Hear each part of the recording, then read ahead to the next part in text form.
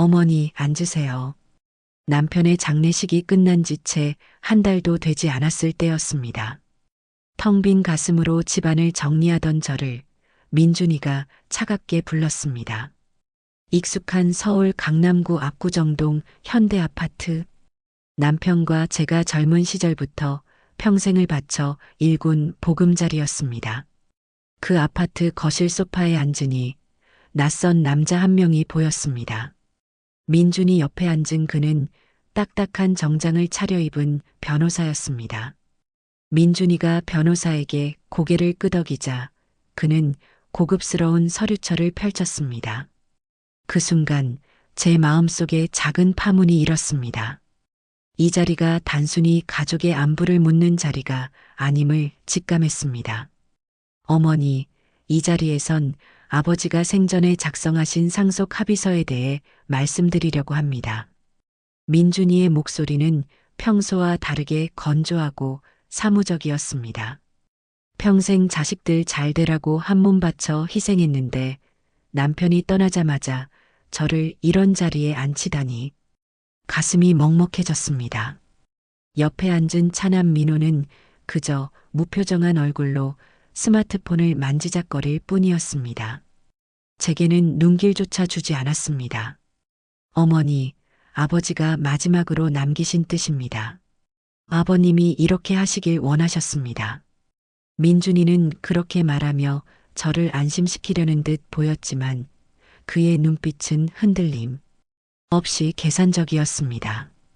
그때 현관문이 열리고 딸 은서가 들어왔습니다.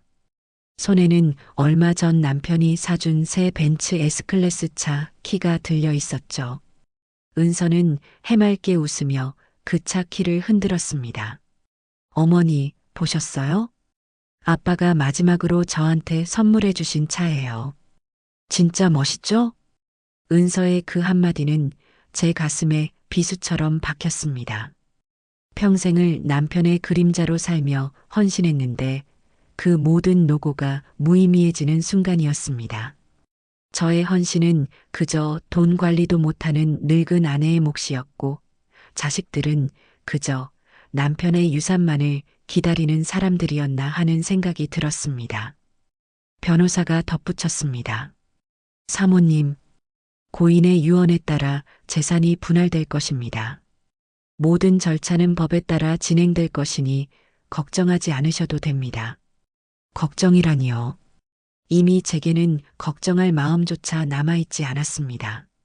그들의 눈에는 제가 더 이상 존경받아야 할 어머니가 아니었습니다. 그저 남편의 유산을 나누는 과정에서 처분해야 할 재산의 일부처럼 취급될 뿐이었으니까요.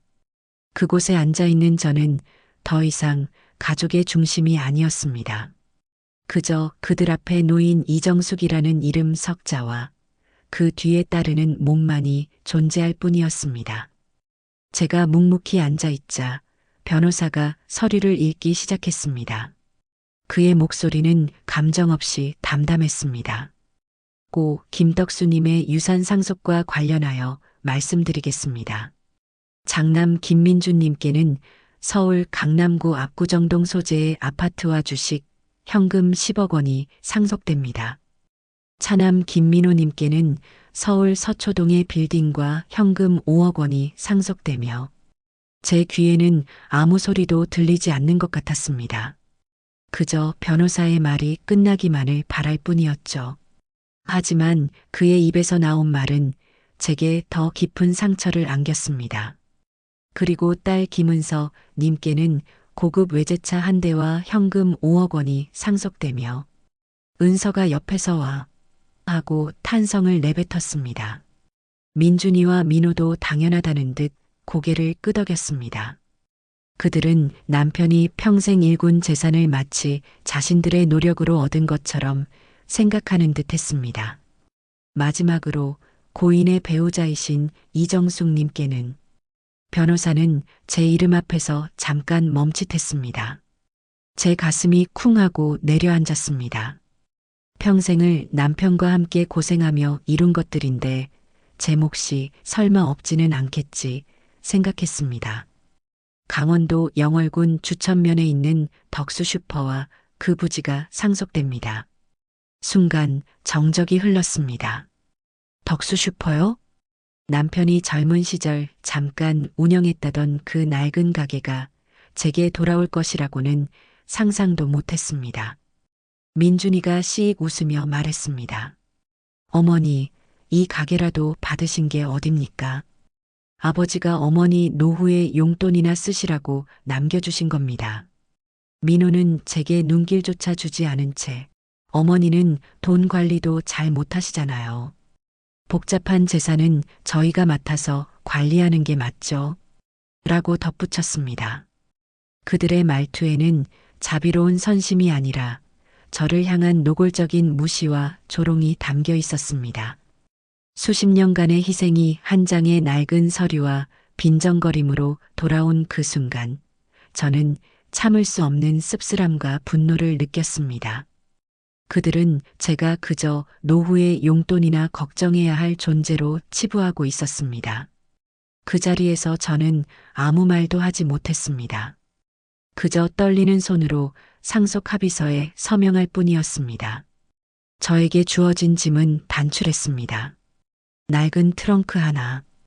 평생을 살았던 압구정동 아파트에서 쫓겨나듯 나왔습니다. 자식들은 미련 없이 돌아섰습니다.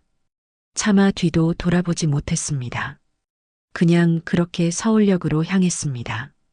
기차역은 언제나처럼 사람들로 북적거렸습니다. 그 활기찬 풍경 속에서 저만 외톨이처럼 느껴졌습니다. 영월로 가는 기차표를 끊어 플랫폼에 섰습니다. 태어나서 평생을 서울에서 살았는데 이제 어디로 가는지도 모르는 낯선 곳으로 떠나게 된 것이었습니다. 기차가 삐걱거리며 움직이자 저는 창밖으로 빠르게 멀어지는 서울의 빌딩 숲을 바라봤습니다. 그 빌딩 숲 중 어딘가에 제가 평생을 바친 가족들이 살고 있다는 것을 생각하니 눈물이 쏟아졌습니다. 내가 평생 뭘 위해 살았나? 한참을 그렇게 흐느끼고 있는데 손에 들린 작은 가죽 수첩이 느껴졌습니다. 남편이 돌아가시기 전 제 손에 쥐어주며 말했던 마지막 유품이었습니다. 여보, 자식들한테는 절대 보여주지 말고 꼭 당신이 가지고 있어요. 나중에 당신에게 큰 도움이 될 겁니다. 그때는 그저 남편이 제게 남긴 마지막 정이라고 생각했습니다. 혹시나 자식들에게 들킬까봐 서둘러 숨겼던 기억이 납니다. 조심스럽게 수첩을 펼쳤습니다. 혹시나 제게 하고 싶었던 마지막 말이 적혀 있을까 해서요. 하지만 수첩 안은 아무것도 쓰여 있지 않은 백지뿐이었습니다. 아니, 이게 다 뭐람. 저는 허탈한 웃음이 나왔습니다. 남편이 제게 남긴 것은 정말 아무것도 없었던 것일까요? 그때 문득 수첩의 가장 뒷면이 눈에 들어왔습니다. 작은 글씨로 무언가가 쓰여 있었습니다. 주천시장, 낡은 슈퍼, 창고. 주천시장 낡은 슈퍼 창고. 이게 뭐지? 낡은 가게를 받게 될 것을 알고 있었던 것일까요? 아니, 그럴 리 없는데. 남편이 제게 남긴 마지막 힌트일지도 모른다는 생각에 저는 그 글귀를 몇 번이고 되뇌었습니다. 제게 주어진 것은 낡은 가게 한 채뿐이지만 그 안에 무언가 특별한 것이 숨겨져 있는 것은 아닐까? 그 알 수 없는 글귀는 제게 작은 희망의 불씨를 지펴주었습니다. 저는 이제 버림받은 존재가 아닌 남편의 마지막 유언을 따라야 하는 사람이 된 것 같았습니다. 세상이 온통 뿌옇게 보였습니다. 기차역에서 내리자마자 제 눈에 들어온 것은 낡고 허름한 건물 한 채였습니다. 남편이 젊은 시절 잠깐 운영했다던 바로 그 덕수 슈퍼였습니다. 1970년대에 지어진 듯한 건물은 빛바랜 간판과 곰팡이 핀 외벽으로 세월의 흔적을 고스란히 드러내고 있었습니다. 철문을 열자마자 퀴퀴한 곰팡이 냄새와 먼지가 코를 찔렀습니다. 1층 가게 안은 쓸모없는 잡동사니들과 먼지 쌓인 진열대로 가득했습니다. 이런 곳을 나보고 어쩌라는 걸까 하는 생각에 눈앞이 캄캄해졌습니다. 마음을 다잡고 가게를 둘러보다가 삐걱거리는 나무 계단을 발견했습니다. 2층으로 올라가 보니 1층보다 더 낡고 허름한 창고가 나왔습니다. 창고 안에는 오래된 가구와 박스들이 쌓여 있었습니다. 남편의 흔적이라도 찾고 싶은 마음에 저는 박스들을 하나씩 치우기 시작했습니다. 그때 박스 더미 뒤에 가려져 있던 벽에 걸린 낡은 그림 한 점이 눈에 들어왔습니다. 어머, 이건. 그림에는 붓으로 그린 작은 강가와 산이 담겨 있었습니다. 남편이 젊은 시절 취미로 그림을 그렸다는 것을 알고 있었지만 이 그림을 여기 숨겨두었을 줄은 몰랐습니다. 남편의 따뜻한 손길이 느껴지는 것 같아 그림을 조심스럽게 떼어냈습니다. 그런데 그림 뒷면에 작은 메모지가 붙어 있었습니다. 남편의 필체로 쓰인 글씨였습니다. 당신에게만 보이는 길. 낡은 것은 새로운 시작이다. 저는 그 글귀를 읽고 또 읽었습니다. 무슨 뜻일까요? 낡은 것이 새로운 시작이라니. 남편이 제게 남긴 마지막 힌트가 고작 이것인가 하는 생각에 허탈했습니다. 하지만 동시에 알 수 없는 불안감과 함께 묘한 기대감이 밀려왔습니다. 자식들이 모두 외면했던 낡은 가게에 남편이 숨겨둔 비밀은 대체 무엇이었을까요? 저는 그림을 든 채 멍하니 창고 바닥에 주저앉았습니다. 이 가게는 저에게 주어진 벌이 아니라 어쩌면 남편이 제게 남긴 마지막 퍼즐 조각일지도 모른다는 생각이 들었습니다. 남편이 남긴 그림 뒤에 숨겨진 서류철을 발견했을 때 제 손은 미세하게 떨렸습니다. 겉표지에 큼지막하게 쓰인 최종 개발 계획이라는 글자를 보고 저는 이게 심상치 않은 물건이라는 것을 직감했습니다. 조심스럽게 서류철을 열자 그 안에는 낡은 종이들과 함께 영월군 전체 지도가 들어 있었습니다. 이게 대체 뭐지? 저는 지도를 펴들고 한참을 들여다보았습니다. 지도는 너무 복잡해서 무엇을 의미하는지 알 수 없었지만 한가운데에 빨간 펜으로 동그라미가 그려져 있는 부분이 눈에 띄었습니다. 그리고 그 안에는 작은 글씨로 덕수 슈퍼라고 적혀 있었습니다. 심장이 쿵 하고 내려앉았습니다. 자식들이 제게 줘서 저를 쫓아냈던 그 낡은 가게의 위치였습니다. 그 옆에는 더 충격적인 글귀들이 쓰여 있었습니다. 신규 고속도로 개설 예정, 관광특구 지정 예정이라는 글자가 제 눈을 사로잡았습니다. 저는 몇 번이고 다시 읽었습니다. 꿈을 꾸는 것 같았습니다. 자식들이 무시하고 버렸던 이 낡은 가게가 사실은 엄청난 가치를 지닌 땅이었던 것입니다. 여보, 이게 당신이 제게 남겨주신 것이었나요? 남편의 마지막 유언과 그가 남긴 수첩 속의 힌트, 그리고 그림 뒷면의 글귀가 모두 한순간에 연결되었습니다. 자식들에게는 눈에 보이는 불을 남겨주었지만 저에게는 그들이 절대 알아볼 수 없는 진짜 보물을 남겨주었던 것입니다. 저는 남편의 깊은 뜻을 이제야 알 것 같았습니다. 그가 왜 자식들 몰래 제게만 이 수첩을 주었는지, 왜 모든 것을 포기하는 척 저를 이곳으로 보냈는지. 그는 저를 버린 것이 아니라 오히려 자식들의 탐욕으로부터 저를 보호하려 했던 것이었습니다. 낡은 가게는 버림받은 곳이 아니었습니다. 그것은 제 삶을 다시 시작할 기회였고 남편이 제게 남긴 가장 큰 사랑의 증거였습니다. 저는 서류철을 품에 안고 하염없이 눈물을 흘렸습니다. 그 눈물은 억울함의 눈물이 아니라 남편의 사랑을 깨달은 감격의 눈물이었습니다. 이 낡은 가게가 저의 운명을 송두리째 바꿔놓을 것이라는 것을 저는 직감했습니다. 서류철을 품에 안고 밤을 꼬박 새웠습니다. 자식들에게 버림받았다는 슬픔은 사라지고 남편의 마지막 뜻을 확인해야 한다는 결심으로 가득 찼습니다. 다음 날 아침 저는 떨리는 마음으로 영월군청 도시계획과를 찾아갔습니다. 안녕하세요. 혹시 이 서류 좀 봐주실 수 있을까요? 창구 직원은 제가 내민 낡은 서류철을 보더니 낡은 종이들에 별 관심이 없는 듯 보였습니다. 하지만 서류철 표지에 최종 개발 계획이라는 글자를 보자 그의 눈이 휘둥그레졌습니다.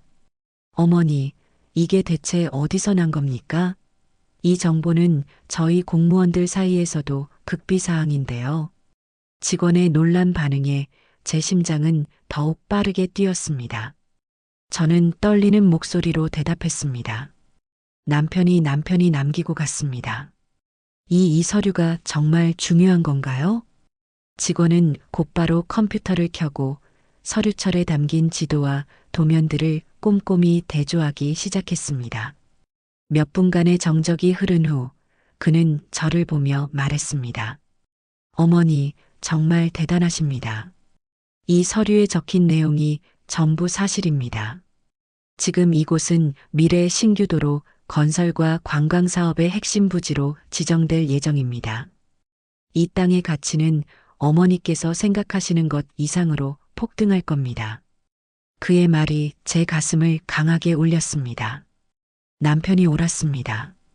자식들은 눈에 보이는 아파트와 빌딩만을 쫓았지만 남편은 제게 그들이 상상조차 하지 못했던 진정한 보물을 남겨주었던 것입니다. 이거 정말인가요?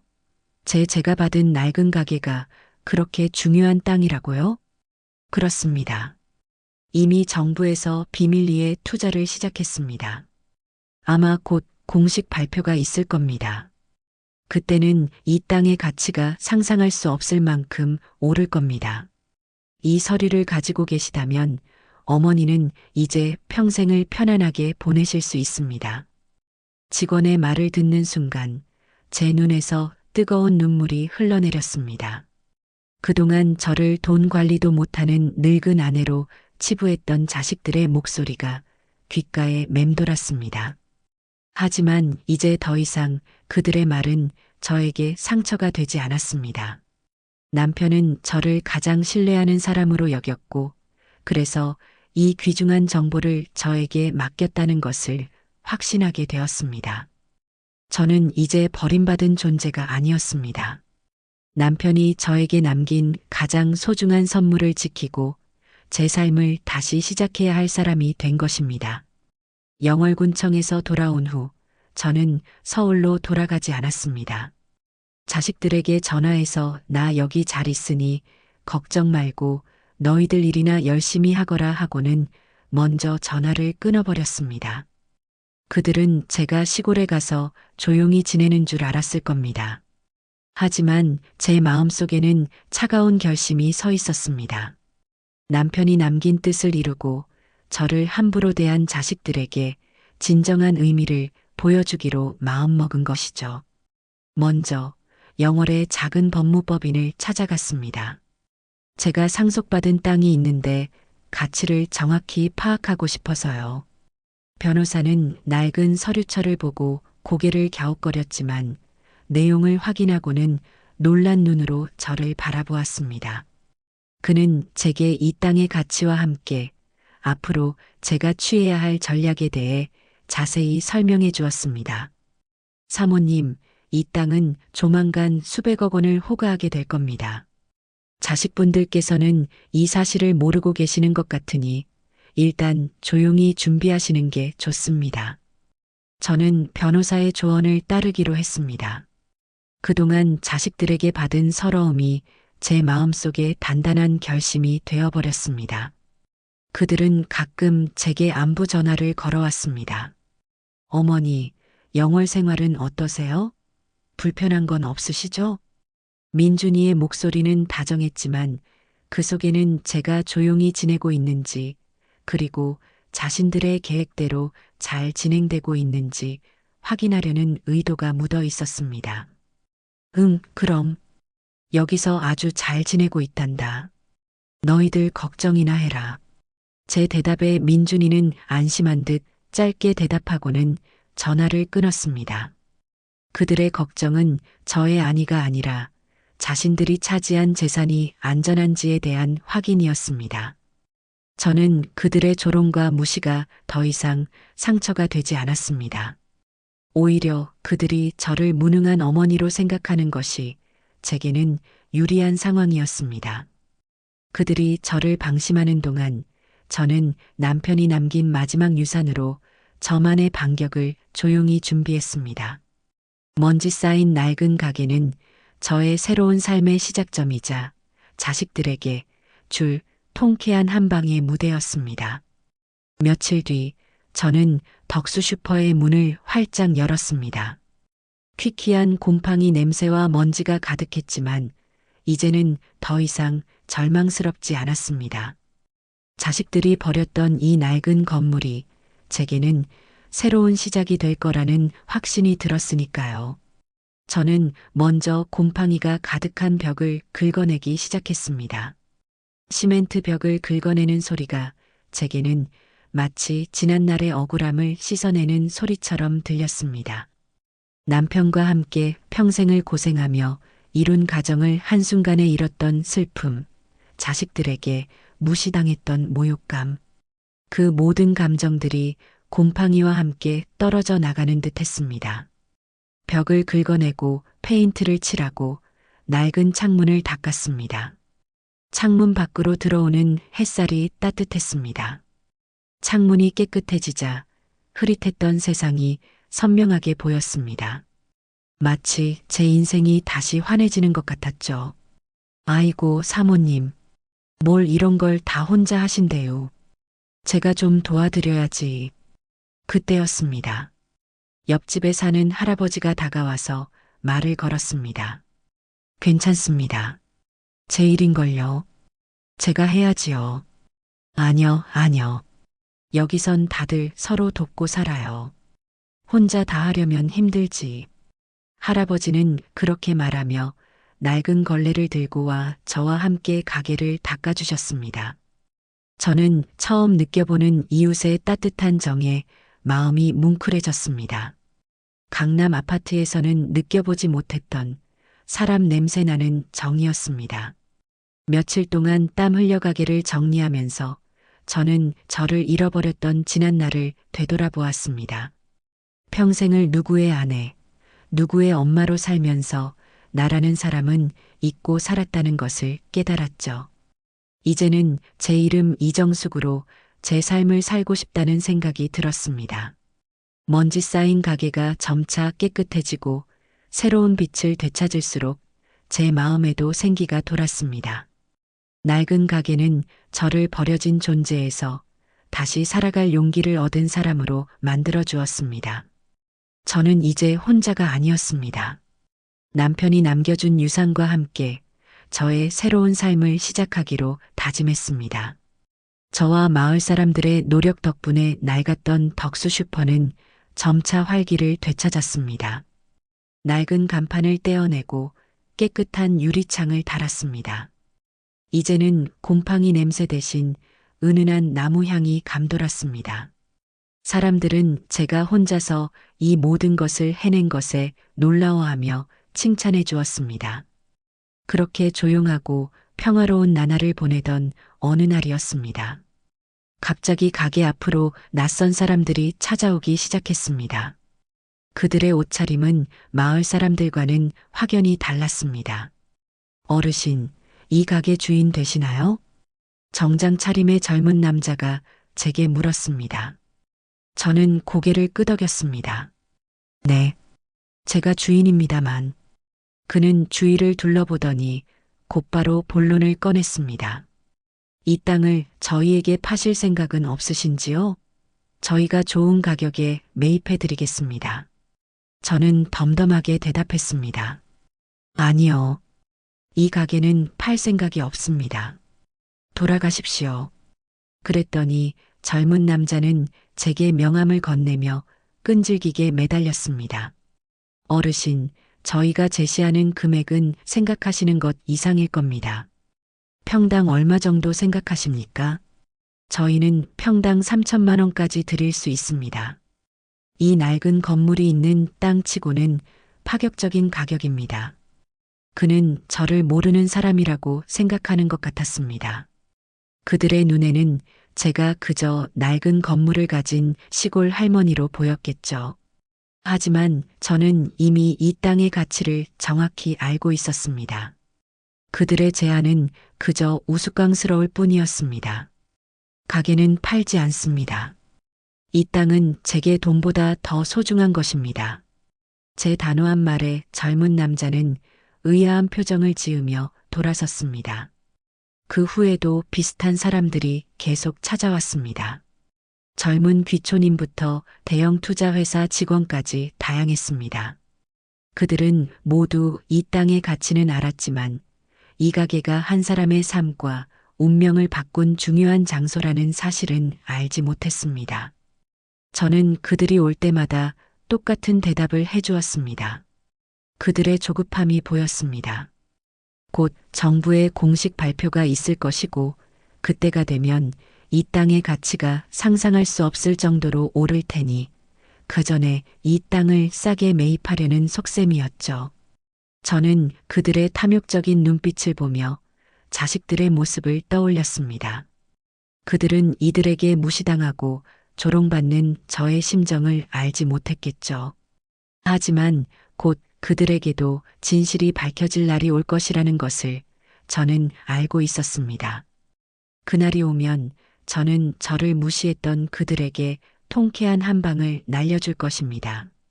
제게 땅을 팔라고 찾아오는 사람들이 늘어날수록 저는 이 모든 일의 끝이 다가오고 있다는 것을 직감했습니다. 그리고 얼마 지나지 않아 그날이 실제로 찾아왔습니다. 어머니, 저 민준입니다. 지금 영월이에요.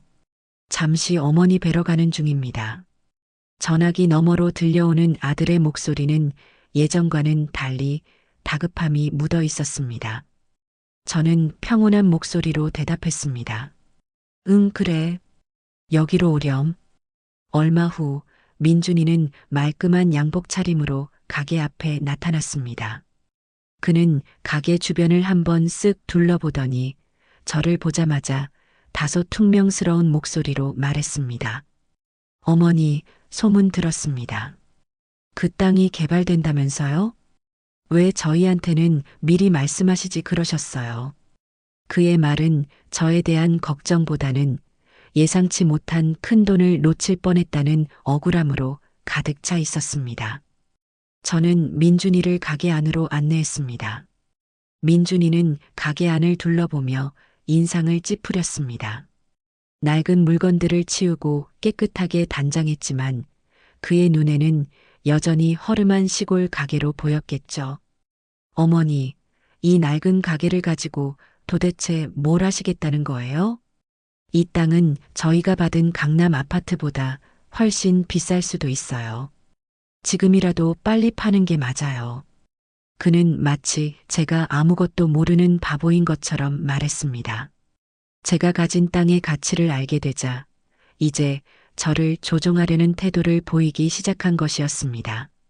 어머니, 이 땅은 저희한테 맡기세요. 저희가 알아서 가장 좋은 값에 팔아드릴게요. 그러고 나서 강남으로 다시 오셔서 편하게 지내세요.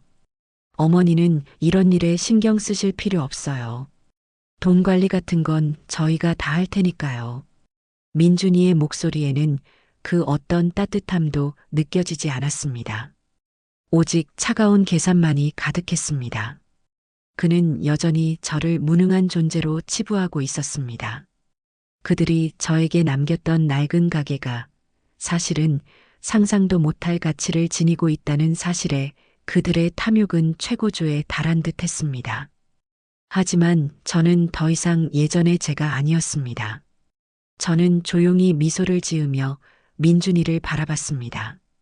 이제는 제가 모든 것을 알고 있다는 것을 보여줄 때가 온 것 같았습니다. 민준이를 데리고 영월의 작은 식당으로 향했습니다. 그는 테이블에 앉아서도 계속해서 저를 설득하려고 했습니다. 어머니, 솔직히 이 낡은 가게가 뭐가 좋다고 여기서 지내세요. 그냥 저희한테 맡기시고 강남으로 다시 오세요. 몇십억 원짜리 땅을 그냥 두시겠다는 겁니까? 저희가 변호사도 선임해서 가장 효율적으로 운영해 드릴게요. 그 돈으로 편하게 지내시는 게 맞습니다. 그의 말 속에는 저를 위한다는 말과 함께 돈을 빨리 손에 넣고 싶어 하는 조급함이 섞여 있었습니다. 저는 조용히 그를 바라보았습니다.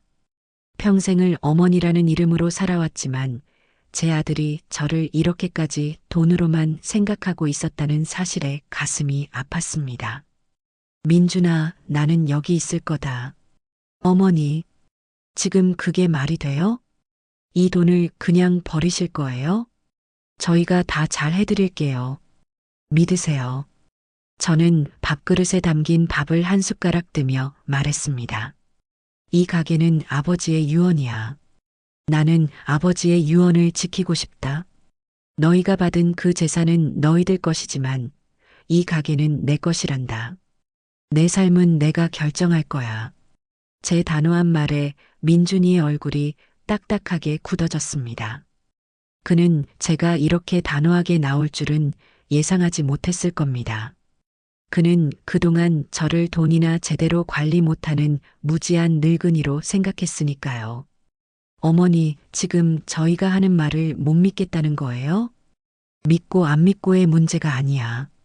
내 삶은 내가 살아갈 거야. 너희도 너희들 삶을 살아가거라. 민준이는 더 이상 말을 잇지 못했습니다. 그의 눈빛은 혼란스러웠고 당황한 기색이 역력했습니다. 그가 저를 무시하고 외면했던 지난날의 조롱이 떠올라 저는 씁쓸하게 웃었습니다. 그가 저를 더 이상 무시할 수 없을 만큼 저는 이제 굳은 의지를 가진 사람이 되어 있었습니다. 민준이가 서울로 돌아간 후에도 저를 향한 자식들의 압박은 계속되었습니다. 엄마, 민준이 오빠한테 얘기 다 들었어요. 엄마가 왜 그렇게 고집 부리는지 모르겠어요. 저희도 사는 게 얼마나 힘든데 엄마 혼자서만 그렇게 이기적으로 굴어야겠어요? 딸 은서는 제게 전화를 걸어 떼를 쓰듯 말했습니다. 저는 조용히 듣고만 있었습니다.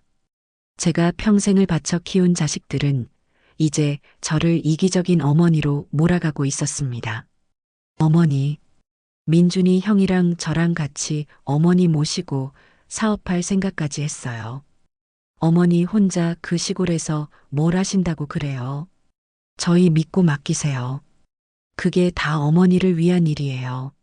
민호의 목소리에도 불안함과 조급함이 묻어났습니다. 자식들은 저를 위한다는 명분으로 저의 결정을 무시하고 자신들의 탐욕을 채우려 했습니다. 그들의 이기적인 모습에 저는 마음이 더욱 차가워졌습니다. 하지만 그와 동시에 저는 영월에서 새로운 인연들을 만나고 있었습니다. 가게를 고치면서 옆집에 사는 할아버지는 매일같이 찾아와 힘든 일을 도와주셨고 마을 어르신들은 제게 따뜻한 말 한마디를 건네주셨습니다. 사모님, 혼자서도 잘 해내실 겁니다. 저희가 있으니 걱정 마세요. 그들의 진심 어린 응원은 제게 큰 위로가 되었습니다. 서울에서는 상상도 못했던 일이었죠. 안녕하세요, 어르신. 저희 부부가 여기에 가게를 내려고 하는데 혹시 여기서 일 배우실 수 있을까요? 어느 날은 젊은 귀촌 부부가 찾아와 제게 물었습니다. 그들은 제 가게에서 함께 일하고 싶다고 말했습니다. 저는 흔쾌히 그들의 제안을 받아들였습니다. 그들은 서울에서 온 저를 낯설어하지 않았고 따뜻하게 대해주었습니다. 함께 가게를 꾸려나가면서 우리는 마치 한 가족처럼 가까워졌습니다. 자식들의 냉정한 전화와는 달리 영월의 이웃들은 제게 진정한 가족의 의미를 보여주었습니다. 저는 더 이상 혼자가 아니었습니다. 저를 버린 가족이 있는 반면 저를 응원하고 사랑해주는 새로운 인연들이 생겼습니다. 그들의 따뜻한 마음은 제게 굳건한 힘이 되어 주었습니다. 저는 이제 자식들의 탐욕에 굴복하지 않고 제가 선택한 길을 걸어가기로 결심했습니다. 저는 남편의 마지막 흔적을 찾기 위해 2층 창고의 가장 깊숙한 곳을 정리하고 있었습니다. 곰팡이 냄새 가득한 공간에 쌓여 있던 낡은 상자들을 하나씩 치우다 벽에 꼭꼭 숨겨진 작은 상자 하나를 발견했습니다. 먼지를 털어내자 굳게 잠겨 있던 자물쇠가 보였습니다. 남편이 항상 지니고 다니던 열쇠로 상자를 열었습니다. 상자 안에는 빛바랜 결혼사진과 함께 낡은 편지 한 통이 들어 있었습니다. 수십 년 전 남편이 직접 썼을 편지를 보자 제 심장이 쿵 하고 내려앉았습니다. 조심스럽게 편지를 꺼내 펼치자 남편의 익숙한 글씨체가 보였습니다. 사랑하는 여보에게. 그 글자를 보는 순간 제 눈에서 눈물이 왈칵 쏟아졌습니다. 남편이 죽기 전 제게 마지막으로 하고 싶었던 말이 여기 담겨 있었습니다. 여보, 내가 당신에게 준 것은 돈이 아니요. 당신의 삶을 다시 시작할 기회요. 그동안 당신은 나를 위해, 우리 자식들을 위해 살아왔소. 이제는 당신 자신을 위한 삶을 살아야 하오. 자식들에게 모든 것을 다 주면 그들은 당신을 필요로 하지 않을 것이오. 당신은 당신 스스로의 가치를 찾아야 하오. 그의 편지를 읽으며 저는 하염없이 눈물을 흘렸습니다. 남편은 저를 무능한 아내로 생각했던 것이 아니었습니다. 그는 자식들의 탐욕을 미리 알고 있었습니다. 그래서 저를 지키기 위해 저에게 가장 중요한 것을 남겨주었던 것입니다. 낡은 가게, 낡은 것은 새로운 시작이다. 수첩에 적혀 있던 그 글귀가 이제야 완벽하게 이해되었습니다. 남편은 저에게 돈이 아니라 나 자신을 되찾을 수 있는 기회를 준 것이었습니다. 저는 편지를 품에 안고 소리 없이 울었습니다. 그동안 쌓였던 모든 억울함과 슬픔이 눈물과 함께 씻겨 내려가는 듯 했습니다. 남편은 제가 가장 필요로 했던 것을 주었던 것입니다. 그것은 돈이나 재산이 아니라 제 삶의 의미였습니다. 남편의 편지를 읽고 한참을 울었습니다. 그 눈물은 슬픔이나 억울함의 눈물이 아니었습니다. 평생 남편을 이해하지 못했던 것에 대한 미안함과 저를 향한 그의 깊은 사랑을 이제야 깨달았다는 감격의 눈물이었습니다. 저는 편지를 가슴에 품고 지난날의 기억을 하나둘씩 떠올렸습니다. 남편은 늘 제게 당신은 특별한 사람이야 라고 말해주곤 했습니다. 자식들은 저를 무지하고 돈에 대한 감각이 없는 사람으로 여겼지만 남편은 저를 가장 신뢰하고 아끼는 존재로 생각하고 있었던 것입니다. 그는 자식들의 탐욕이 언젠가 저를 외롭게 만들 것이라는 것을 미리 알고 있었고, 그래서 그들에게는 눈에 보이는 재산을, 저에게는 그 누구도 알지 못하는 진정한 보물을 남겨주었던 것입니다. 여보, 나는 당신이 남긴 이 유산을 지킬 겁니다. 저는 허공에 대고 속삭였습니다. 자식들이 받은 압구정동 아파트나 서초동 빌딩, 벤츠 S클래스는 언제든 사라질 수 있는 물질적인 것들이었습니다. 하지만 남편이 제게 남긴 것은 돈으로 환산할 수 없는 기회와 사랑이었습니다. 저는 더 이상 버림받은 존재가 아니었습니다. 남편은 저를 버린 것이 아니라 저의 삶을 다시 시작할 수 있는 가장 소중한 선물을 남겨준 것이었습니다.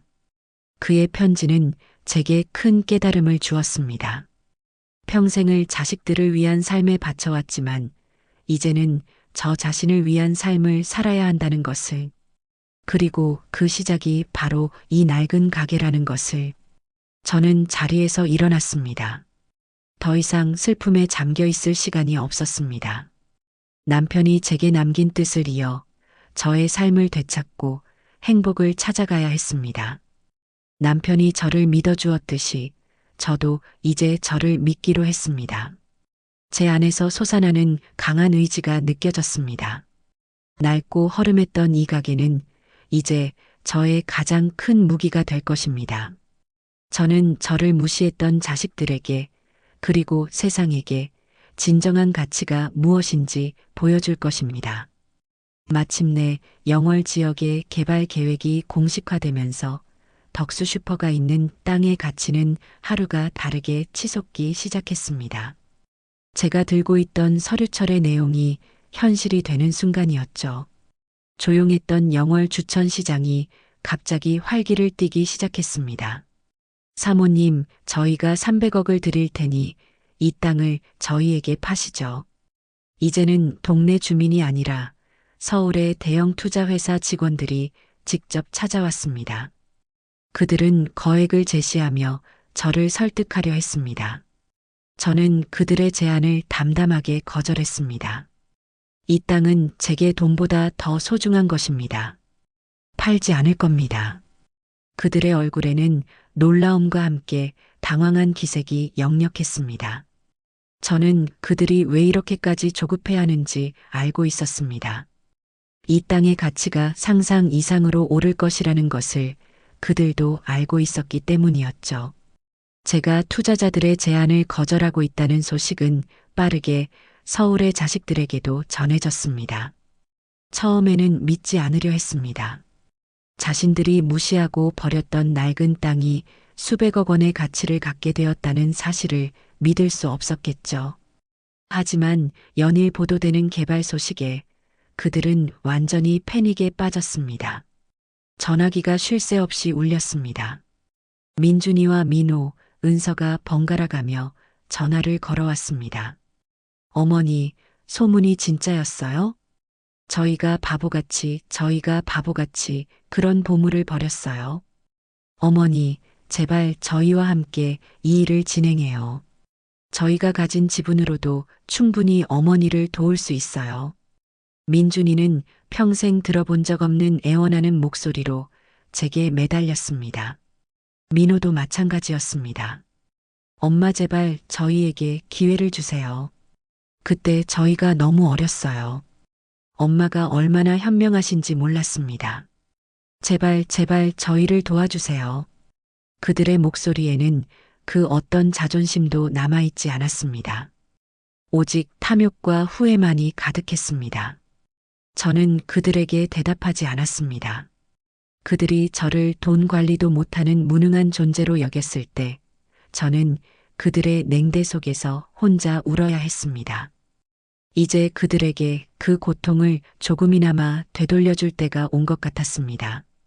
아들 민준이가 전화를 끊은 다음 날 세 자식은 모두 영월로 내려왔습니다. 민준이, 민호, 그리고 은서까지. 그들은 차마 가게 안으로는 들어오지 못하고 가게 앞에서 저를 기다렸습니다. 그들의 얼굴에는 더 이상 오만함은 찾아볼 수 없었습니다.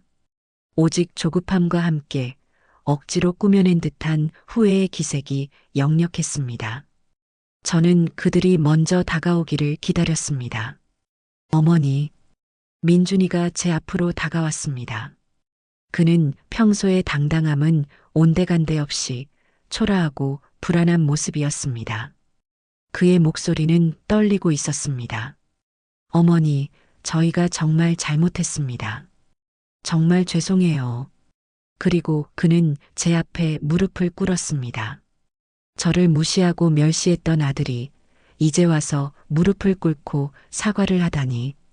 그 모습에 저는 울컥하는 마음이 들었습니다. 하지만 저는 아직 그들을 용서할 준비가 되어 있지 않았습니다. 어머니, 그때는 저희가 너무 어렸어요. 철이 없었습니다. 저희가 받은 재산이 다인 줄 알았습니다. 제발 한 번만 저희를 용서해 주세요. 민호도 민준이 옆에 무릎을 꿇고 제 손을 잡으며 말했습니다. 그의 손은 차갑고 축축했습니다. 그들의 사과는 진심에서 나온 것이 아니라 자신들이 놓쳐버린 수백억 원짜리 기회에 대한 후회와 탐욕에서 비롯된 것이라는 것을 저는 알고 있었습니다. 그들의 눈빛에는 여전히 저를 향한 진정한 존경은 없었습니다. 저는 묵묵히 그들을 바라보았습니다. 평생을 자식들을 위해 희생했는데 그들은 저를 헌신짝처럼 버렸습니다. 남편이 남겨준 마지막 선물마저 탐내며 저를 조종하려 했습니다. 제 마음속에 평생 쌓여온 억울함, 즉 한이 파도처럼 밀려왔습니다. 어머니, 제발 제발 저희에게 기회를 주세요. 저희가 모든 걸 되돌릴게요. 은서는 눈물을 흘리며 제게 매달렸습니다. 저는 그들의 사과를 받아주지 않았습니다. 그동안 그들이 제게 남겼던 상처가 너무나 깊었기 때문입니다. 하지만 저는 그들에게 용서 대신 진정한 가족이 무엇인지 보여주기로 마음먹었습니다. 돈이 아닌 다른 방식으로 그들에게 벌을 주고 깨달음을 주어야 한다는 생각이 들었습니다. 이제는 제가 주도권을 쥐고 그들을 이끌어야 할 때였습니다. 그들의 눈에서 제가 돈이 아니라 어머니로 보일 때까지 저는 이 한을 풀어야 할 의무가 있었습니다. 그들이 무릎 꿇고 눈물을 흘리는 모습을 보며 저는 묵묵히 서 있었습니다. 평생을 기다려온 사과였지만 이제 와서는 그저 그들의 탐욕이 불러온 결과라는 것을 알고 있었습니다. 저는 그들의 눈빛에서 어머니에 대한 존경이 아닌 놓쳐버린 돈에 대한 후회만을 보았습니다. 일어나거라. 그렇게 무릎 꿇고 있는다고 해서 모든 게 해결되진 않아. 제 말에 그들은 천천히 일어섰습니다. 저는 그들을 똑바로 바라보며 말했습니다. 너희가 나를 무시하고 쫓아낸 것, 내가 겪은 고통은 돈으로 계산할 수 없어. 그때는 나도 너희들을 원망했다. 왜 나만 버림받았나? 왜 내 인생은 이리도 기구한가 하고 말이다. 은서가 흐느끼며 제게 다가왔습니다. 엄마, 저희가 진짜 잘못했어요. 정말 용서해 주세요. 용서? 그래, 용서하마. 제 대답에 그들의 얼굴에 안도감이 스쳐 지나갔습니다.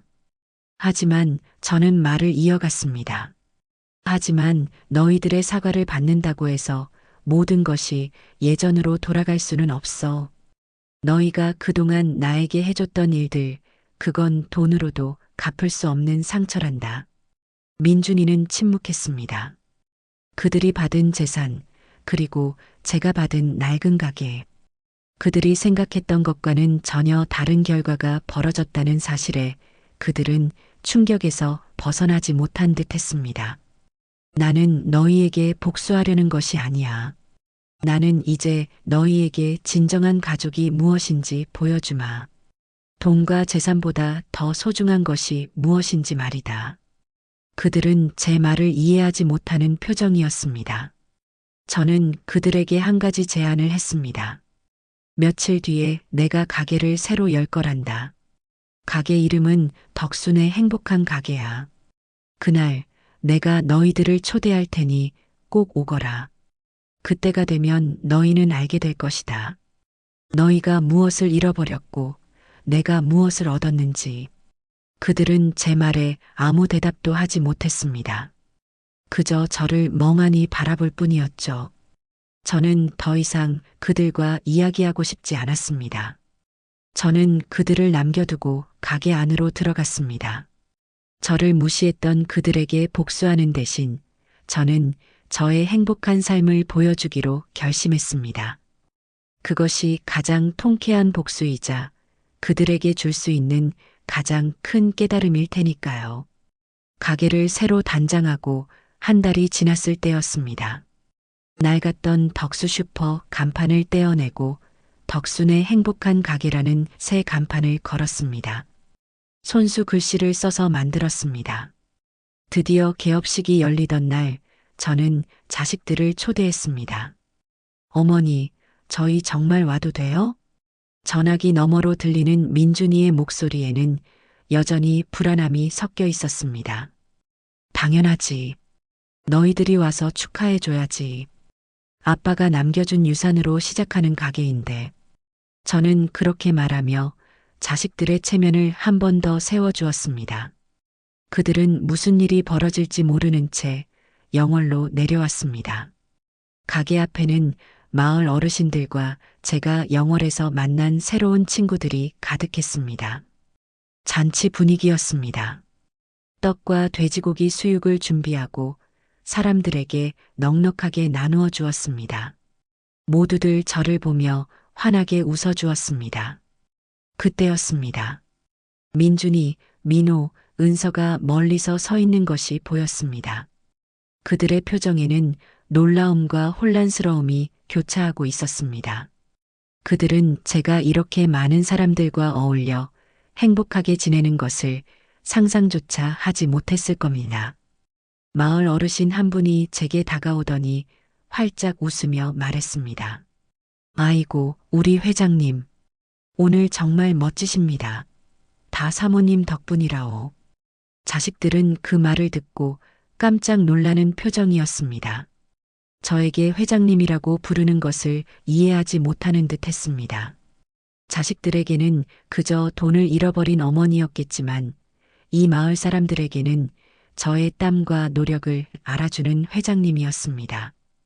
형님, 어머니가 회장님이 되셨어요? 민호가 민준이에게 속삭이는 소리가 들려왔습니다. 자식들은 가게 한 구석에 서서 쭈뼛거리고 있었습니다. 그들은 사람들이 저를 존경하며 인사를 건네는 모습, 제가 사람들과 함께 웃고 이야기하는 모습을 보며 자신들이 그동안 얼마나 큰 것을 놓쳤는지 깨달았을 겁니다. 저는 그들에게 다가갔습니다. 어서 와라. 여기 와서 사람들에게 인사도 하고 떡도 좀 먹으렴. 그들은 어색하게 고개를 숙이며 사람들에게 인사를 했습니다. 그들의 모습은 평소의 당당함은 온데간데 없이 초라하고 작아 보였습니다. 낡은 가게를 버렸던 그들이 이제 그 가게에서 사람들의 존경을 받는 저를 보며 충격을 받는 모습이 제게는 가장 통쾌한 복수였습니다. 왁자지껄했던 개업식 잔치가 끝나고 가게 안에는 저와 세 자식들만 남았습니다. 그들은 어색한 표정으로 꼼짝 않고 서 있었습니다. 저는 조용히 컵에 물을 따르며 그들에게 말했습니다. 자, 여기 앉아라. 그들은 마지못해 테이블에 앉았습니다. 저는 그들을 한 명씩 바라보았습니다. 압구정동 아파트에서 저를 쫓아낼 때의 그 당당함은 온데간데였고 그저 초라한 모습만 남아 있었습니다. 어머니, 민준이가 먼저 입을 열었습니다. 그가 저를 부르는 목소리에는 이제 존경과 함께 두려움이 섞여 있었습니다. 저는 그들의 눈빛을 피하지 않고 담담하게 말했습니다. 너희가 나를 버렸을 때 나는 정말 모든 것을 잃었다고 생각했다. 남편도 잃고 가족도 잃고 나 자신마저 잃었다고 말이다. 하지만 이 낡은 가게가 내게는 가장 큰 선물이 되었다. 너희가 버린 것이지만 이제 내 삶의 전부다. 제 말에 민준이와 민호, 은서의 표정이 굳어졌습니다. 그들은 아직도 제가 무슨 말을 하는지 완벽하게 이해하지 못하는 듯 했습니다. 너희가 받은 고급 아파트, 외제차는 언제든 사라질 수 있는 것이란다. 하지만 이 가게에서 얻은 행복과 사람들의 정은 영원할 것이다. 나는 이제 너희가 준 돈이 아니라 내 스스로의 힘으로 얻은 행복으로 살아갈 것이다. 저의 목소리에는 평생을 억눌려왔던 한이 풀리는 듯한 통쾌함이 서려 있었습니다. 저는 더 이상 불쌍하고 무능한 어머니가 아니었습니다. 저는 제 삶의 주인으로 당당하게 서 있었습니다. 어머니, 저희가 잘못했습니다. 은서가 눈물을 흘리며 고개를 숙였습니다. 그제야 그들은 제가 이뤄낸 것이 단순히 돈이 아니라는 것을 깨달은 듯 했습니다. 그들은 돈을 쫓다가 가장 중요한 것을 놓쳤다는 사실을 깨닫고 좌절하는 듯 했습니다. 저는 그들의 등을 따뜻하게 쓸어주었습니다. 이제라도 깨달았으니 다행이다. 나는 너희를 원망하지 않는다. 그저 너희가 진정한 행복이 무엇인지 알게 되기를 바랄 뿐이다. 그들은 고개를 들지 못했습니다. 그들은 이제 돈이 아니라 어머니가 이뤄낸 진짜 성공과 행복을 목격하고 고개를 숙였습니다. 그들은 이제 저를 한낱 돈벌이 수단으로 보는 것이 아니라 존경받아야 할 어머니로 바라보고 있었습니다. 그것이 저의 가장 큰 복수이자 가장 큰 승리였습니다. 아들, 딸은 고개를 숙인 채 한동안 아무 말도 하지 못했습니다. 그들은 이제야 저를 무시했던 지난날의 자신들을 부끄러워하는 듯 했습니다. 그동안 제가 겪었던 고통과 외로움을 조금이나마 이해하는 것 같아 제 마음도 아릿했습니다. 엄마, 저희가 정말 잘못했어요. 정말 죄송해요. 은서가 제게 다가와 제 손을 잡고 흐느꼈습니다. 민준이와 민호도 눈시울을 붉히며 고개를 들지 못했습니다. 그들은 자신들의 탐욕이 어머니인 저를 얼마나 외롭게 만들었는지 이제야 깨달은 듯 했습니다. 그들의 눈물은 그동안 제가 원했던 진정한 사과였습니다. 괜찮다, 괜찮아. 저는 그들을 한 명씩 따뜻하게 안아주었습니다. 그들이 제 품에 안겨 어린아이처럼 눈물을 흘리는 모습을 보니 평생 쌓여왔던 한이 한순간에 눈 녹듯 사라지는 것 같았습니다. 제가 그들을 용서하는 순간이었습니다. 아이고, 우리 어머니, 정말 저희가 어머니를 그렇게 만들었어요. 민준이의 목소리는 떨리고 있었습니다. 그의 어깨를 감싸 안으며 저는 말했습니다. 아니다. 너희 탓만은 아니야. 내가 너희에게 너무 많은 것을 주려고만 했단다. 그래서 너희가 돈이 전부라고 생각하게 만든 내 잘못도 있다. 이제부터라도 우리 다시 시작하자. 진정한 가족으로 말이야. 제 말에 그들은 고개를 들고 저를 바라보았습니다. 그들의 눈빛은 예전과 달라져 있었습니다. 돈을 쫓는 냉정함 대신 어머니를 잃을 뻔했던 두려움과 후회가 서려 있었습니다. 저는 그들에게 따뜻한 차 한 잔을 건넸습니다. 우리는 조용히 차를 마셨습니다. 그동안의 냉랭했던 분위기는 사라지고 오랜만에 온기가 돌았습니다. 저는 그들에게 남편이 남긴 편지에 대해 이야기해 주었습니다. 남편이 자신들의 탐욕을 미리 알고 있었고, 그래서 저를 위해 이 모든 것을 계획했다는 사실에 그들은 다시 한번 충격을 받았습니다. 그날 밤 자식들은 서울로 돌아가지 않았습니다.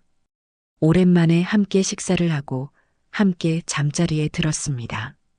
잠든 그들의 얼굴을 보며 저는 생각했습니다. 남편이 남긴 유산은 결국 돈이 아니라 뿔뿔이 흩어졌던 가족을 다시 한자리에 모으는 힘이었다는 것을. 저를 버렸던 그들에게 복수하는 대신 저는 그들에게 진정한 가족의 정을 다시 찾아주었습니다. 그것이 제 삶에 찾아온 가장 큰 기적이었습니다.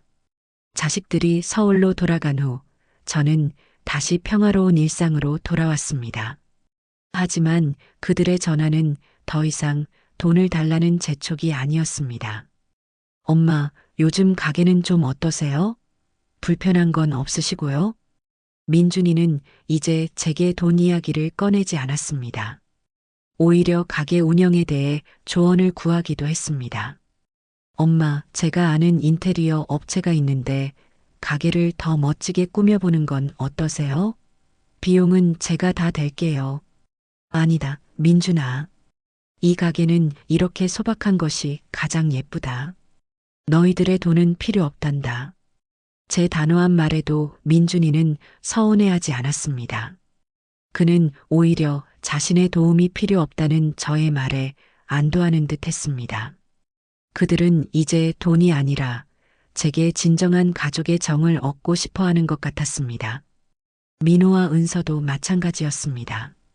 엄마, 저희도 영월에 내려가서 엄마가 추진하시는 일에 자발적으로 동참하고 싶어요. 저희가 가진 재능으로 엄마를 돕고 싶어요. 오빠들이랑 저랑 같이 내려가서 엄마가 하시는 일 좀 배우고 싶어요. 엄마가 얼마나 현명하신지 이제야 깨달았어요. 그들의 말은 진심이었습니다. 그들의 눈에는 더 이상 탐욕이 번득이지 않았습니다. 그들은 이제야 물질적인 부가 아닌 사람들의 존경과 행복이 진정한 가치라는 것을 깨닫게 된 것이었습니다. 저는 그들의 변화에 가슴이 뭉클했습니다. 제가 평생을 바쳐 이루려 했던 것이 바로 이것이었으니까요. 돈이 아니라 사람들의 마음을 얻는 것이라는 것을. 그래, 고맙다. 너희들이 이제라도 그런 마음을 가졌으니 다행이다. 저는 그들에게 말했습니다. 아빠가 남겨주신 것은 돈이 아니란다. 나를 찾아오고, 나를 사랑하고, 나를 존경하는 사람들이라는 것을. 너희들도 이제 알겠니?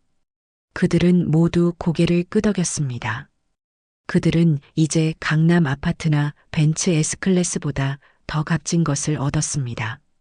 바로 가족의 사랑과 진정한 행복을 얻은 것이었습니다. 저는 그들에게 평생을 바쳐 이루어낸 진짜 부의 의미를 보여준 것입니다. 이제 그들은 돈을 쫓아 살지 않을 것입니다. 저처럼 사람의 마음을 얻는 것을 가장 중요하게 생각하며 살아갈 것입니다. 자식들과의 갈등이 해소된 후 저는 영월군청을 다시 찾아갔습니다. 이번에는 변호사와 함께였습니다. 군수님을 직접 만나 저의 뜻을 전하기 위해서였습니다. 군수님, 이 땅의 가치가 얼마나 오를지 알고 있습니다. 하지만 저는 이 땅을 개발회사에 팔지 않고 마을을 위해 사용하고 싶습니다. 제 말에 군수님은 눈이 휘둥그레졌습니다. 수백억 원을 호가하는 땅을 팔지 않겠다니 상상도 하지 못했던 일이었을 것입니다. 사모님, 정말이십니까? 이 땅이라면 엄청난 금액을 받으실 수 있으십니다. 알고 있습니다. 하지만 이 땅은 제게 돈보다 더 소중합니다. 저는 이 땅에 마을 어르신들이 편하게 쉴 수 있는 쉼터와 아이들이 뛰어놀 수 있는 공원을 짓고 싶습니다. 저는 저의 뜻을 단호하게 밝혔습니다. 남편이 제게 남긴 것은 돈이 아니었습니다. 이 땅을 통해 얻은 사람들의 정과 행복이야말로 가장 큰 가치였습니다. 저는 그 가치를 저 혼자 누리는 것이 아니라 모두와 나누고 싶었습니다. 이 소식은 순식간에 영월군 전체에 퍼졌습니다. 그리고 지역 언론을 통해 전국적으로 보도되었습니다. 돈만 알던 자식들을 가르친 덕수 슈퍼 할머니 수백억 원의 땅을 기부한 영웅이라는 기사들이 쏟아져 나왔습니다. 사람들은 저를 존경하고 칭송했습니다. 자식들은 기사를 보고 충격을 받은 듯 제게 전화를 걸어왔습니다. 어머니, 정말 저희 땅을 기부하신 거예요? 민준이의 목소리는 믿을 수 없다는 듯 떨리고 있었습니다. 응, 그래. 이 땅은 아빠가 남겨준 가장 큰 유산이란다. 이 유산으로 너희들에게 진정한 부가 무엇인지 보여주고 싶었단다. 그들은 제 말에 아무 대답도 하지 못했습니다. 그들은 이제야 제가 이뤄낸 것이 돈이 아니라는 것을 깨달은 듯 했습니다. 강남 아파트나 벤츠 S클래스로는 결코 살 수 없는 사람들의 존경과 사랑이라는 것을 말입니다. 저는 남편이 남긴 유산을 통해 잃어버렸던 저의 체면과 권위를 완벽하게 회복했습니다. 저를 무시하고 쫓아냈던 자식들에게 통쾌한 복수를 하는 대신 저는 그들에게 진정한 삶의 가치를 선물했습니다. 그것이야말로 제가 이룬 가장 큰 성공이었습니다. 사람들에게 존경과 칭찬을 받는 삶을 살면서 저는 문득 저와 비슷한 처지에 놓인 사람들이 많을 거라는 생각이 들었습니다. 돈 때문에, 자식 문제 때문에 힘들어하는 시니어들에게 제 이야기가 조금이나마 위로가 될 수 있지 않을까 하고 말이죠. 엄마, 정말 유튜브 하실 거예요? 제가 도와드릴게요. 은서가 제게 먼저 다가와 말했습니다. 저는 은서의 도움을 받아 제 이름으로 유튜브 채널을 만들었습니다.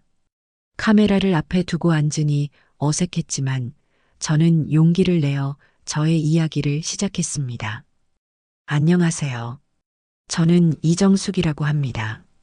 아마 여러분은 제가 수백억 원의 땅을 기부한 할머니라고 알고 계실지도 모릅니다.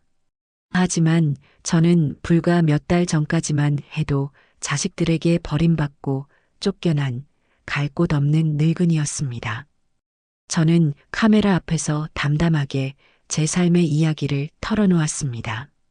남편의 죽음, 자식들의 배신, 그리고 낡은 가게에서 발견한 놀라운 비밀까지 제 이야기는 많은 시니어들에게 큰 울림을 주었습니다.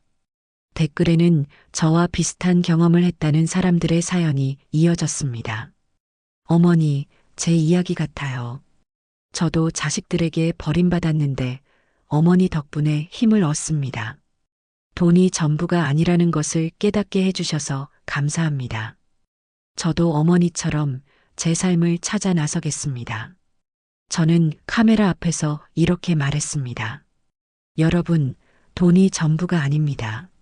제가 받은 낡은 가게는 돈 한 푼도 없는 땅이었지만 저에게는 가장 큰 행운이었습니다. 돈을 잃었지만 저는 저의 삶을 되찾았고 사람들의 정을 얻었습니다. 이제는 더 이상 외롭지 않습니다. 여러분도 늦지 않았습니다. 남은 인생, 정말 소중한 것이 무엇인지 찾아보세요. 그리고 용기를 내어 여러분의 삶을 시작하세요. 저는 여러분을 응원하겠습니다. 제 진솔한 이야기는 많은 사람들에게 깊은 위로와 용기를 전해주었습니다.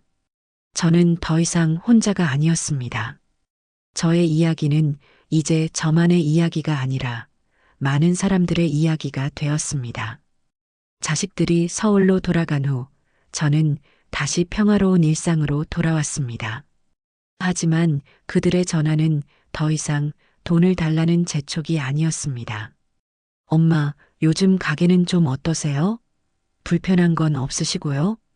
민준이는 이제 제게 돈 이야기를 꺼내지 않았습니다. 오히려 가게 운영에 대해 조언을 구하기도 했습니다. 엄마, 제가 아는 인테리어 업체가 있는데 가게를 더 멋지게 꾸며보는 건 어떠세요? 비용은 제가 다 댈게요. 아니다, 민준아. 이 가게는 이렇게 소박한 것이 가장 예쁘다. 너희들의 돈은 필요 없단다. 제 단호한 말에도 민준이는 서운해하지 않았습니다. 그는 오히려 자신의 도움이 필요 없다는 저의 말에 안도하는 듯 했습니다. 그들은 이제 돈이 아니라 제게 진정한 가족의 정을 얻고 싶어 하는 것 같았습니다. 민호와 은서도 마찬가지였습니다. 엄마, 저희도 영월에 내려가서 엄마가 추진하시는 일에 자발적으로 동참하고 싶어요. 저희가 가진 재능으로 엄마를 돕고 싶어요. 오빠들이랑 저랑 같이 내려가서 엄마가 하시는 일 좀 배우고 싶어요.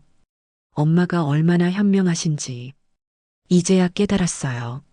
그들의 말은 진심이었습니다.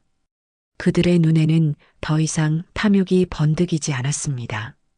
그들은 이제야 물질적인 부가 아닌 사람들의 존경과 행복이 진정한 가치라는 것을 깨닫게 된 것이었습니다. 저는 그들의 변화에 가슴이 뭉클했습니다. 제가 평생을 바쳐 이루려 했던 것이 바로 이것이었으니까요. 돈이 아니라 사람들의 마음을 얻는 것이라는 것을. 그래, 고맙다. 너희들이 이제라도 그런 마음을 가졌으니 다행이다. 저는 그들에게 말했습니다. 아빠가 남겨주신 것은 돈이 아니란다. 나를 찾아오고 나를 사랑하고 나를 존경하는 사람들이라는 것을. 너희들도 이제 알겠니? 그들은 모두 고개를 끄덕였습니다. 그들은 이제 강남 아파트나 벤츠 S클래스보다 더 값진 것을 얻었습니다. 바로 가족의 사랑과 진정한 행복을 얻은 것이었습니다. 저는 그들에게 평생을 바쳐 이루어낸 진짜 부의 의미를 보여준 것입니다. 이제 그들은 돈을 쫓아 살지 않을 것입니다. 저처럼 사람의 마음을 얻는 것을 가장 중요하게 생각하며 살아갈 것입니다.